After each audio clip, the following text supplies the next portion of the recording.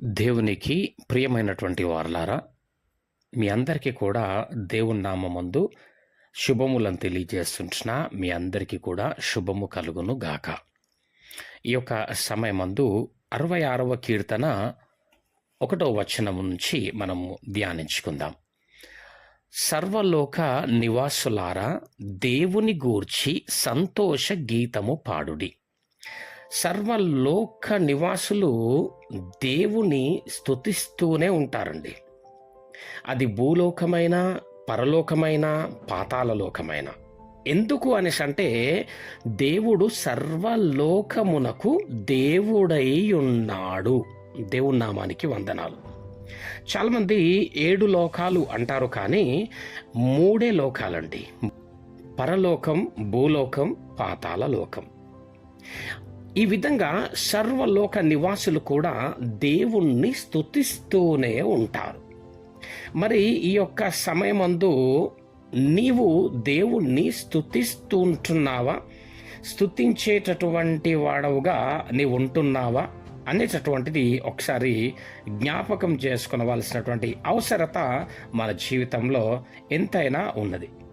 కాబట్టి భూలోకంలో నివసిస్తున్నటువంటి మనము దేవుణ్ణి స్తుతించు వారమై ఉండాల. దేవుడు మన పట్ల చేసినటువంటి కార్యములను బట్టి మనకు సంతోషం కలుగుతుంది కదా. ఆ సంతోష గీతములు దేవుణ్ణి పాడువారమై ఉండాల. దేవుడు చేసినటువంటి మేళ్లను, దేవుడు చేసినటువంటి కార్యములను బట్టి మన జీవితంలో సమాధానం ఉన్నది, ఎంతో సంతోషం ఉన్నది, ఎంతో శాంతిని పొందుకొని ఉన్నాం. కలిగిన దానిలో ఎంతో తృప్తి గల జీవితాన్ని జీవిస్తున్నటువంటి వారమై ఉన్నాం. అవునా కాదా అండి? మరి అట్టి విధమైనటువంటి ఆ సంతోషమైనటువంటి నీ బ్రతుకును బట్టి దేవుణ్ణి నీవు అట్టి సంతోష గీతములు పాడుతూ, ఆయనను స్తుతిస్తూ, ఆయనను కీర్తించి గీతములు పాడేటటువంటి వారమై ఉండాలి. ఇంకా చూసినట్టయితే, ఆయన నామ ప్రభావము కీర్తించుడి. ఆయన ప్రభావమును కీర్తించాల. అంటే దేవుని నామమునకు ఉన్నటువంటి ఆ ప్రభావము, ఆ శక్తిని ఏమండి ఘనపరిచేటటువంటి వారమై ఉండాల. దేవుని నామమున నీవు ప్రార్థన చేసినప్పుడు ఎట్టి కార్యములు జరిగినావో వాటిని జ్ఞాపకము చేసుకొని దేవుణ్ణి ఏం చేయు వారమై ఉండాలా? కీర్తించు వారమై ఉండాల. దేవుని నామమున ఎట్టి కార్యములు జరిగి ఉన్నవో మనము జ్ఞాపకం చేసుకొని ఆయన నామమును మనము మహిమపరచేటటువంటి వారమై ఉండాల. దేవుని నామానికి స్తోత్రములు.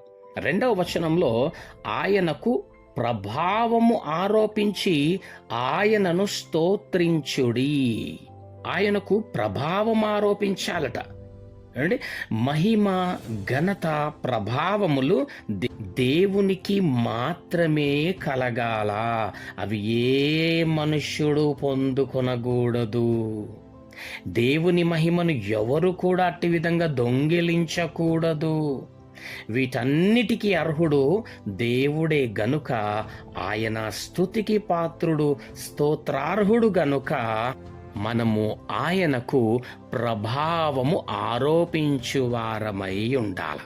అంటే నువ్వు చేసేటటువంటి ఆ సేవ కావచ్చు, వెళ్తున్నటువంటి విశ్వాస జీవితం కావచ్చు, ప్రతి విధమైనటువంటి నీ ప్రవర్తనలో దేవుని మహిమను ప్రభావితం చేస్తూ ఉండాలి. మహిమ, ఘనత, ప్రభావములు దేవునికి వెళుతుండాలా. నువ్వు చెప్పేటటువంటి వాక్యం కావచ్చు, నువ్వు బ్రతికేటటువంటి విశ్వాస జీవితం కావచ్చు, నువ్వు మాట్లాడే విధానం కావచ్చు, నువ్వు ప్రార్థించేటటువంటి తీరు కావచ్చు, వాటి ద్వారా దేవుడు మహిమ పొందుతుండాల. మహిమ, ఘనత, ప్రభావములకు అర్హుడు దేవుడు గనుక ఆయనకు మాత్రమే ఈ మహిమ, ఘనత, ప్రభావములు కలగాల. ఈలాగు దేవునికి స్తోత్రము చెల్లించుడి. మన ప్రార్థన కూడా ఆయనని గొప్ప చేసేదిగా ఉండాలా. ఆయనను ప్రశ్నించేదిగా ఉండకూడదు.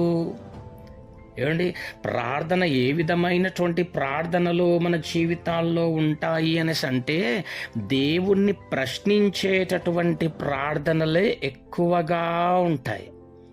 గమనించండి, ప్రతి ప్రార్థనలో ప్రతి క్షణము ఏమంటా ఉంటాము అనేసి అంటే, ఎందుకు ప్రభువా కదండి. ఎందుకు ప్రభువా ఇది వెళ్ళడం లేదు, ఎందుకు ప్రభువా ఇది జరగడం లేదు, ఎందుకు ప్రభువా ఇది రావడం లేదు, ఎందుకు ఎందుకు ఎందుకు అంటూ ఆయనను నిలదీస్తూ ప్రశ్నించేటటువంటి ప్రార్థనలుంటాయి. ప్రియమైనటువంటి వారలారా, అతి ప్రార్థన మన జీవితంలో ఉండకూడదు. ఈ నీ జీవితంలో ఏది జరుగుతున్నప్పటికీ, ఏది జరగనప్పటికీ కూడా ఏమండి, దేవుడు అన్యాయస్తుడు కాదు.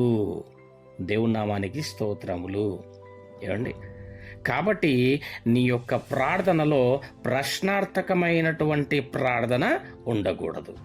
మనము కీర్తిస్తున్నప్పుడు కానీ, ఆరాధిస్తున్నప్పుడు కానీ ఆయనను గొప్ప చేసేదిగా, ఆయనను ఘనపరచేటటువంటిదిగా నీ స్తుతి, నీ ఆరాధన, నీ ప్రార్థన కూడా అట్టి విధమైనటువంటిదై ఉండాల.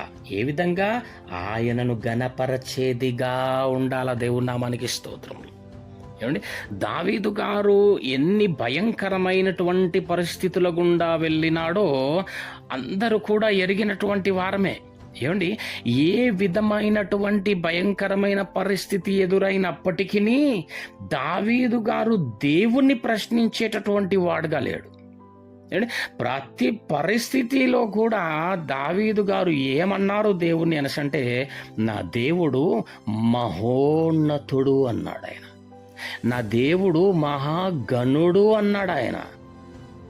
ఏమయ్యా దావీదు గారు, ఇంత భయంకరమైనటువంటి పరిస్థితుల్లో గుండా నువ్వు వెళుతున్నప్పటికీ మహాగణుడంటావేంటండి ఆయనని అంటే, ఆయన ఇచ్చేటటువంటి సమాధానం ఏంటి అనేసి అంటే, నా జీవితంలో ఏదైతే జరుగుతున్నదో దానికి కారణము నేను కావచ్చు, కానీ నా దేవుడు మాత్రం కాదు. నా దేవుడు అన్యాయస్తుడు కాదు, నా దేవుడు మహాగణుడు అన్నాడు ఆయన. దేవునికి స్తోత్రములు. ఏమండి, ఎందుకు ప్రభువా అని ప్రశ్నించేటటువంటి వాడుగా దావీదు గారు లేరు. కానీ మన జీవితాల్లో ప్రతి దినము ప్రార్థనలో మీరు గమనించండి, మీ ప్రార్థనలో ఎందుకు ప్రభువా అనేటటువంటిది ప్రశ్నార్థకమైనటువంటి ప్రార్థన ఉండి ఉండవచ్చు. కానీ దావీదు గారు అంటున్నారు ఏంటంటే, నా జీవితంలో ఏదైనా తప్పు జరుగుతుంది, ఏదైనా కీడు సంభవిస్తుందంటే దానికి కారణం నేను కానీ నా దేవుడు కాదు. నా దేవుడు మహోన్నతుడాయన, ఆయన మహాగణుడాయన, ఆయన నీతిమంతుడు, న్యాయవంతుడు అని దేవుణ్ణి మహిమపరిచేట్టుగా ఉండే ఆయన మాటలు, ఆయన ప్రార్థన, ఆయన స్తుతి, ఆయన కీర్తన, ఆయన ఆరాధన. దేవుని నామానికి స్తోత్రములు. కదా, 3వ వచనంలో ఈలాగు దేవునికి స్తోత్రము చెల్లించుడి అంటే, దేవునికి ఏ విధంగా స్తోత్రం చెల్లించాలో, దేవునికి ఏమంటే ఏ విధంగా దేవుణ్ణి స్తుతించాలో దావీదు గారు ఇక్కడ నేర్పిస్తూ ఉంటున్నారు కదండి. ఈ విధముగా దేవుణ్ణి స్తుతించాలా, ఈ విధంగా దేవుణ్ణి కీర్తించాలా, మహిమపరచాలా, ఘనపరచాలా, స్తోత్రించాలా.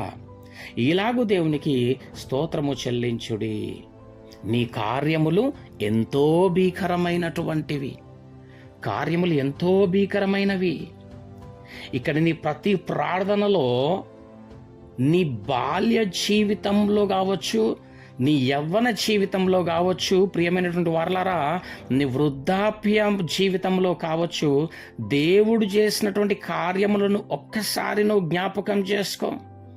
ఏమండి, నీ బాల్య జీవితం నుంచి ఒకసారి దేవుడు చేసినటువంటి మేళ్ళు, దేవుడు నడిపించిన విధానము, దేవుడు నిన్ను తప్పించినటువంటి విధానము, నిన్ను లేవనెత్తినటువంటి విధానం, నిన్ను ఆదరించిన, ఓదార్చినటువంటి, చేరదీసినటువంటి, నిన్ను ఆశీర్వదించినటువంటి ప్రతిదీ కూడా ఒకసారి నువ్వు జ్ఞాపకం చేసుకో.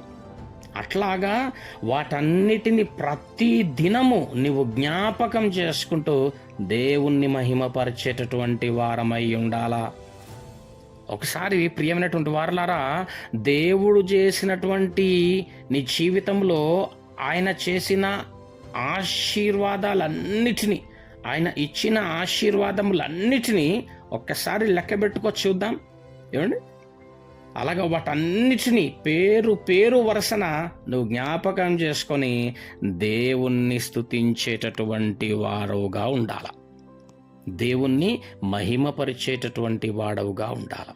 నువ్వు ప్రతి విషయములో దేవునికి కృతజ్ఞతాస్తుతులు చెల్లించాల. నువ్వు ఏ స్థితిలో ఉండు, నువ్వు ఏ పరిస్థితిలో ఉండు, దేవునికి ఏం చెల్లిస్తుండాలా? స్తుతి చెల్లిస్తుండాలా. ప్రభువా నీకు వందనాలు ప్రభువా.